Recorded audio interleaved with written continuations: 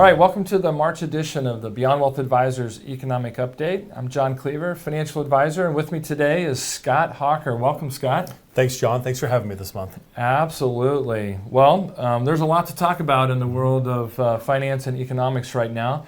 But before we jump into our topic, let's recap what we talked about last month, tariffs. We are now seeing the implementation of the tariffs, and as we discussed, this certainly caused some uncertainty in the markets.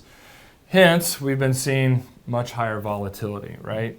So what are we thinking about all of this?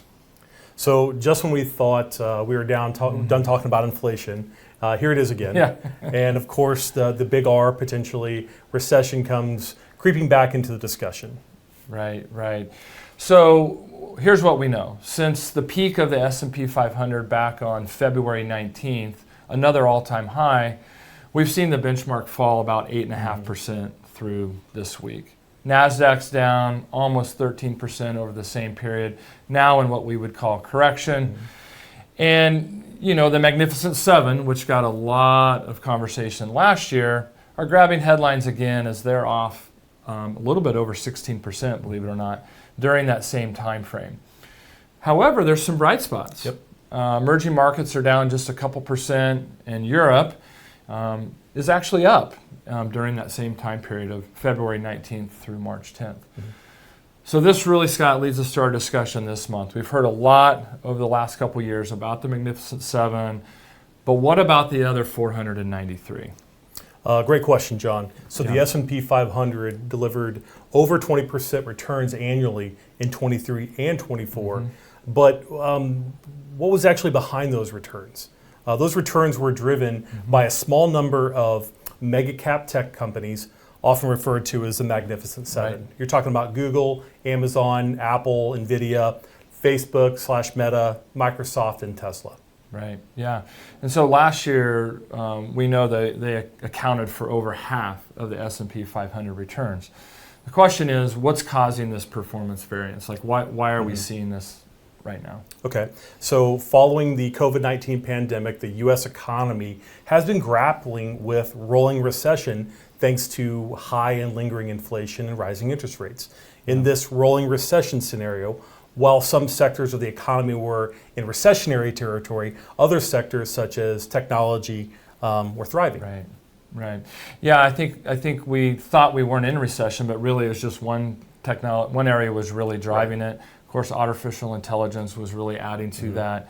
You know, companies like NVIDIA, Amazon were really hitting multiple highs in 2024. So is this idea of kind of narrow leadership unusual? Is this like out of characteristic? It's actually not uncommon at all, John. Eventually, the leadership rotates to other parts of the market as market cycles shift, and we're starting to see signs of that extreme leadership of the Mag 7 that it may be moderating, noting the recent volatility. Yeah, I mean, we saw that just in the last couple of weeks, right? Mag 7's down over 16%, whereas other areas aren't. So what's contributing to this breadth of expansion, right? So we know that the earnings that the Mag 7 are reporting, they're going to decelerate. They're going to come down.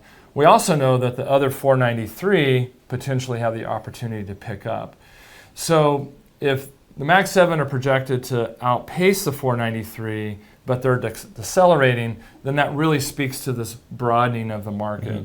And we know that markets have broadened each and every time we've had a federal election since 1980, no matter which party held control. What other factors are contributing to this? A great question. Even especially lower interest rates can be a catalyst for this growth. You know, businesses borrowing money at reasonable interest rates. Last year, the Fed began cutting those interest rates, and the expectation is that will continue into this year, and we really haven't begun to feel the effects of those rate cuts. Yeah. So valuations are high for Mag 7, and although high, they're supported by good fundamentals, good earnings, profitability, and return on equity. However, we definitely see that there are other areas of the market where valuations may be more favorable, thus contributing to this broadening of the market. So speaking of which, what are some of those areas that we've seen some of that broadening? Absolutely. So the first one I would say is industrials. Industrial companies have been in a period of contraction and are poised to recover. Yeah.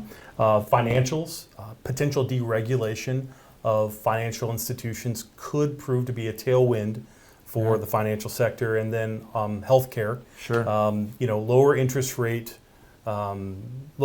could help with that environment, could spark a turnaround in healthcare, particularly biotech. Sure. And then you've got the pharmaceutical companies that are more product driven and are also likely to see earnings growth as product adoption increases. Yeah, that's a lot. So let's talk about the bottom line as we kind of land this plane a little bit. So first of all, I think we all would agree that this too shall pass, right? We see some great opportunities ahead. Broader markets certainly mean greater opportunities.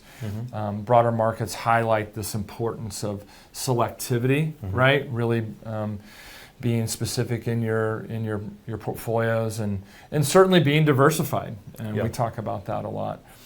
So what could we expect from the U.S. going forward? Well, we expected to see leadership from U.S. equities in 25.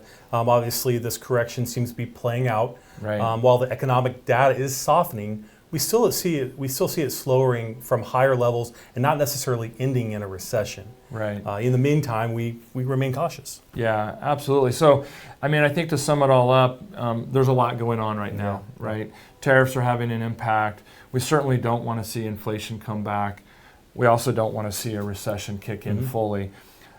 But because of this broadening, and that's really the theme of today's and this month's topic, is the broadening really allows the market to kind of find its space to grow. And I think we just need some time for that to play out, and I couldn't agree more. If we remain cautious, but at the same time, stay committed to your objective. And I think that's something that we always communicate. If your objective hasn't changed, that doesn't necessarily mean that your allocation needs to change or your focus needs to change. And it seems like we've been saying this a lot lately. There's been a lot of reasons to get in touch with your advisor, have a great conversation, make sure you're focused on your goals, and stay committed to the plan. Absolutely. Yeah. Well, with that, we're going to wrap up. We certainly appreciate you tuning in and watching, and we'll be back next month. And thank you.